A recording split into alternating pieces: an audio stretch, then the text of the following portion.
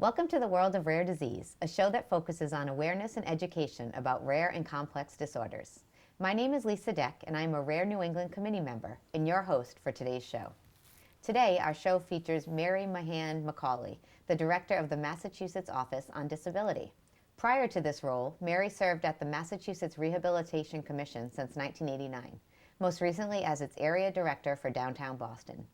Joining Mary today is Lynch, the Assistant Director for Training and Communications at the Massachusetts Office on Disability. Today we'll be discussing the Office of Disabilities. Thank you for being here, Mary and Moss. Thank you. Thank you for inviting us. Excellent. I want to start with the very basic question. What is the Massachusetts Office on Disabilities? Great. Well, I'll start, Mary. Thank you for having us today. Sure. So the Massachusetts Office on Disability mission is to bring about the equal rights and opportunities for all people with disabilities across the Commonwealth of Massachusetts, while also fostering that dignity and self-determination. And we've been serving the Commonwealth of Massachusetts since 1981. Excellent. That's great. So who is it that works with the MOD, and who is it for? We actually, we're a state agency, and we do work with all individuals with residents of Massachusetts or visitors possibly, because it's all about disability and access, whether you live or visit the state, to make sure that things are accessible and inviting. So we work with the public as well as the executive branch agencies within the state and the rest of the state government. We have programs that cover, like, Americans with Disability Act coordinator, like Moss is the person that coordinates that around the executive office. So all the different agencies should have an ADA coordinator. Okay. So there's in-state as far as accessibility and technology that we work with. But the people that work at MOD, I would say, they're a great staff. I just started in September. Excellent. And I, as I've said before, I really feel honored to be appointed to this position. And the staff is, they're caring, and they all, they're human service people, that they're hard workers and working towards, equality and access. That's really what it's all about as far as who we are and what we do. Great. And so you're really helping the people of Massachusetts who have disabilities, or people who are visiting Massachusetts. Right. But you're also working amongst agencies to make sure that the access exists. Right. Correct? Yes. Okay. And with people that may be building buildings in Massachusetts. It's Right. quite a few. For having 13 people, we really do a lot of work. Right. Because there's also we may work with developers or general contractors. Okay. We have a we'll get into all the details of the different parts of the agency, but we interact with municipalities, state government, and resident citizens and visitors. Right. Right. Everyone. Right, so everybody. Yeah. Excellent. So let's talk about, as you mentioned, some of the resources. I'd love to hear a little bit more about some of them that are available through MOD. Okay. Sure. So internally, from the state, from the executive branch, I serve as the ADA coordinator, and each individual agency throughout the executive branch of Massachusetts has that, what we call ADA coordinator or disability coordinator, that helps oversee their office, making sure that the employees are comfortable, have the equal rights, access, privileges, and benefits as every employee should have. So internally, that resource that we offer is we serve as that ADA coordinating agency, where we help to train disability coordinators. We help with sending out updates in different events that we host to help those ADA coordinators better bring those skills back to their office to help their employees. Right. So from an internal side. And externally for the public, I'll let Mary talk a bit about some of our programs, but a lot of that focuses on access and equal opportunity for everybody. And Mary, if you want to touch upon some of our programs that we have, that would be great. There's several programs. Our funding is through the state, but we also get grant monies from federal government. Okay. And one of the particular programs that we have is through Homeland Security.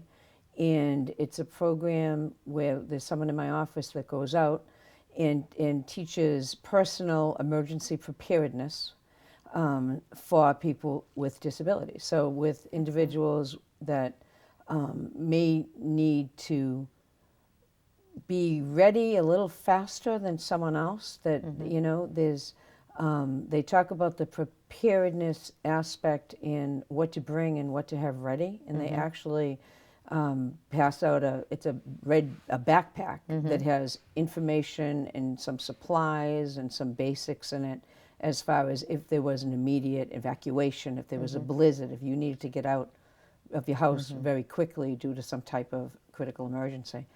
And, you know, it's been very successful. We've had trainings all over the state in different places because, you know, we cover all of Massachusetts.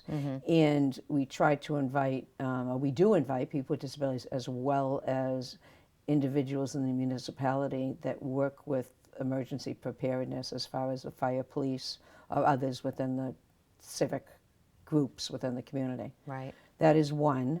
Another aspect or another part of MOD, Mass Office on Disability, is the CAP program, which stands for Client Assistance Program, which actually works with consumers that are involved with vocational rehabilitation or independent living services. Okay. And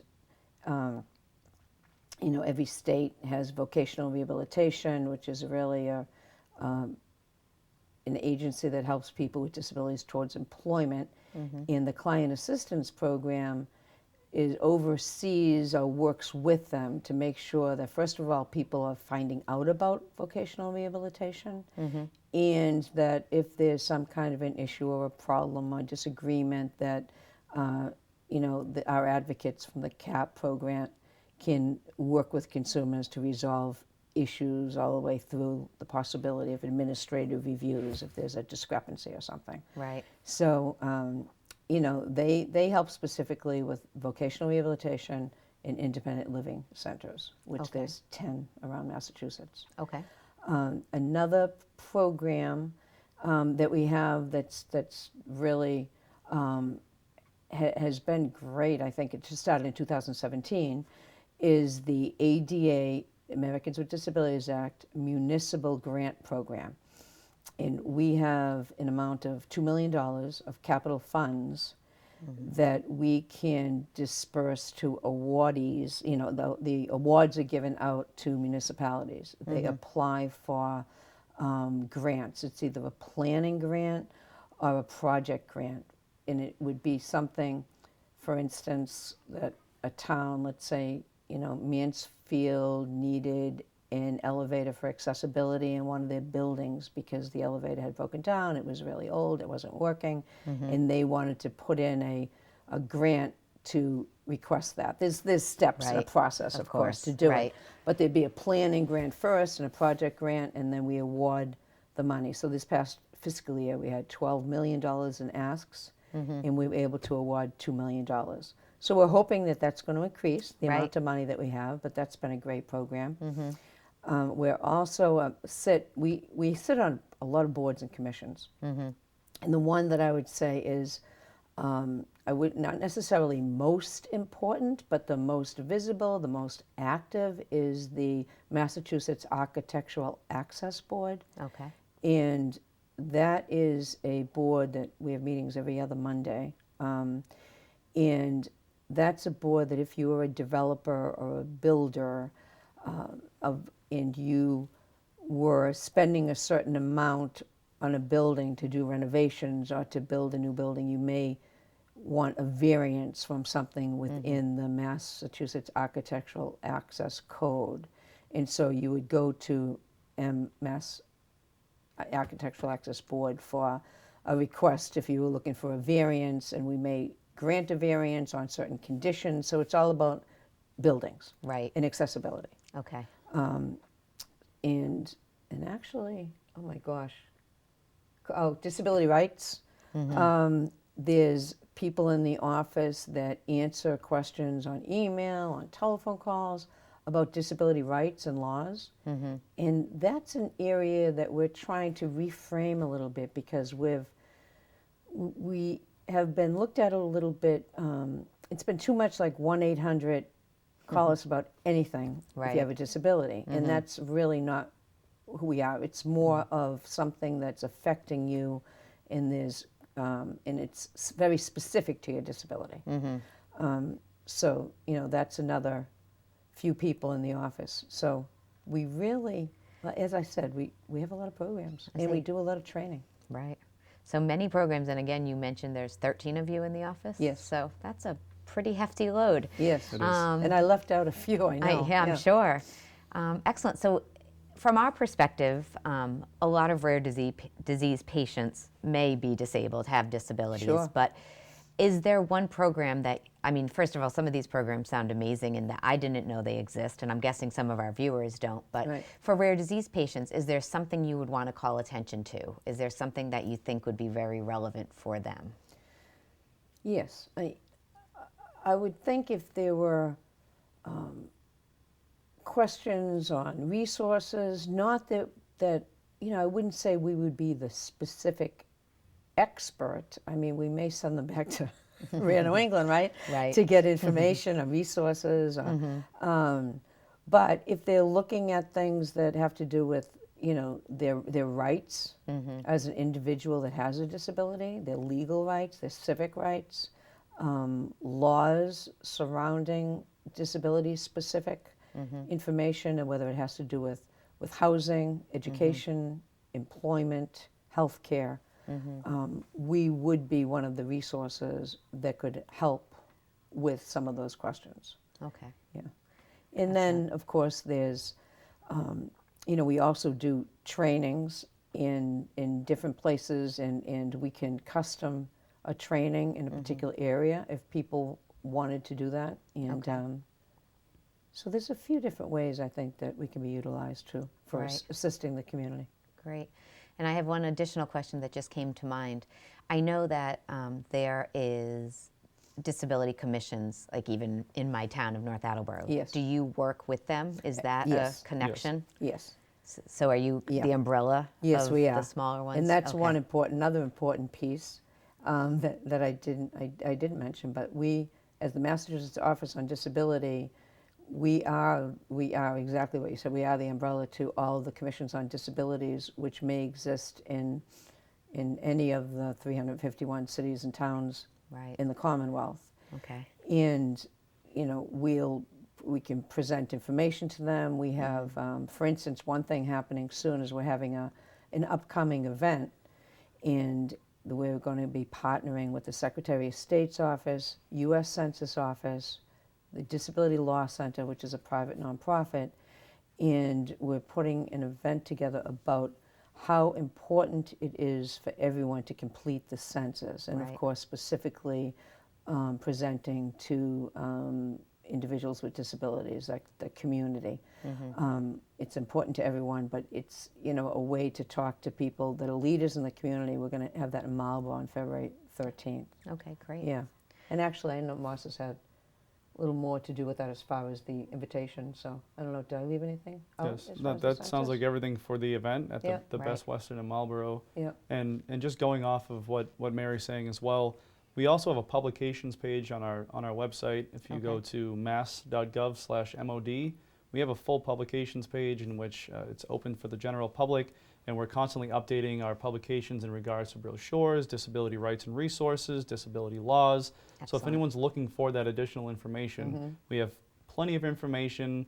We're constantly updating our tweets about different disability law and information as well. So definitely use us as a resource for people who are looking for that information. Right. And then kind of take all that information and tell us what you need, and we can do our best to try and put together some type of customized training as well, and Right. try to help in any way that we can. Excellent. And just to add, as far as the training on the census, we're really trying to encourage more people to come, and the way that I've phrased it is that it's anyone that considers themselves to be a leader in the disability community. Right. So, it would be up to them whether maybe they're a strong advocate. They don't necessarily have to have a paid position within Right. the field or anything. And it's something that you can sign up for, go to our website to find out more information about it. Right. mass.gov/MOD. Excellent. Yeah. Well, it sounds as though there's so much information. I mean, just sitting here, there's a few things I need to go look up. So it's very exciting that that is in existence. And I think for people who don't know, that's why we bring you to the show. So thank you so much for sharing. Of course. Yep. I think it's nice to know that things exist, but also if we have questions or Yep. different things we want to talk about, that's an option. So wonderful. Thank you Yeah. very much. Thank you Absolutely. for having us. Thank you. Excellent. Did I miss anything? I think one thing I would add, one last thing I would add, there are 10 different ADA centers across the country, Yes. and every region of the United States has an ADA center. And that serves as the American with Disabilities Act Center for Resources and Information and Training as well. Massachusetts Office on Disability actually serves as the state affiliate to the New England office. Okay. So going even further on those resources for anyone looking for additional information, each part of the country is broken up. And it's the National ADA Network, the National ADA Centers. So we are the state affiliate for New England, Okay, and we're happy great. to serve as that as well. And that's New England ADA Center is actually located under the Institute of Human-Centered Design, which is in Boston on Okay. Portland Street. Excellent. Wow. 13 people do a lot of work. We do. That's for sure. And we enjoy it. Excellent. Well, that's great. Before closing, we provide our viewers with an opportunity to share comments or ask questions from our prior shows. Rare New England in Motion is the perfect way to expand upon our mission of engaging with our community. Please send us any questions or comments to info@rarenewengland.org. We will share your responses on the next show. From our last show, we received a question from somebody in Rhode Island.